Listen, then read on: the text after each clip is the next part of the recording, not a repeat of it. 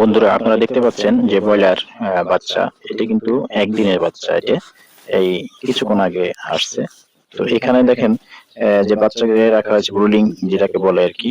তো সেটা করা হচ্ছে, পেপারটা চেঞ্জ করে দেওয়া হচ্ছে। তো পেপার কেন দেওয়া হয়, মানে পেপারটা আমরা কেন দেই খামারে, যেমন বাচ্চা ব্রুডিং এর সময় আমরা 3 দিন বা 5 দিন কেন পেপার দেই? পেপার দেওয়ার মূল উদ্দেশ্য হচ্ছে যে এই বাচ্চারা কিন্তু একদিন বয়স, এটা কিন্তু খাবার যে জিনিসটা এটা কিন্তু জানে না।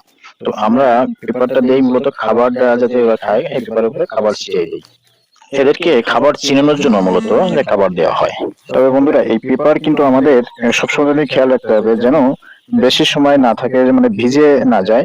কারণ পেপার যদি বেশি সময় থাকে তাহলে অনেক সময় ভিজে যাবে, ভিজে গেলে বাচ্চার ঠান্ডা লেগে যাওয়ার সম্ভাবনা বেশি থাকে। তো দিনে আপনার দিনে 2 থেকে 3 বার চেঞ্জ করতে হবে এই পেপার গুলো, 2 থেকে 3 দিন সর্বোচ্চ। এরপরে আপনি দেখবেন যে আপনার বাচ্চা যদি এক জায়গায় দলা ধরে যায়, তাহলে আপনার ব্রুডিং যে রুমটা করেছেন, বাচ্চা যেখানে রাখছেন, ওখানে লাইটের ব্যবস্থা হয়তো বাড়াইতে হতে পারে। যদি দলা ধরে যাওয়ার কারণ হচ্ছে ওখানে তাপমাত্রা হয়তো কম।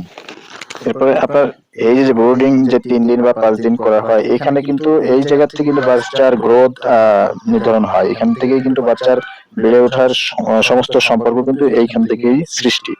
সর্বোপরি সবসময় তুমি সতর্ক থাকতে হবে যেন ব্রুডিং রুমে তাপমাত্রা বেশি বা কম না হয়। যতটুকু প্রয়োজন ততটুকু রাখার চেষ্টা করতে হবে সবসময়ের জন্য।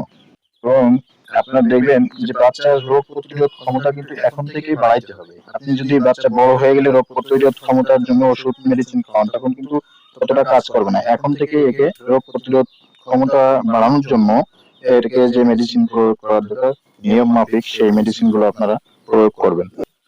এখানে দেখুন, আমি যে ব্রিডিং এর জন্য 200 বাচ্চা আছে, এখানে আমি জায়গা দিচ্ছি 4 ফিট বাই 4 ফিট করে দিয়েছি।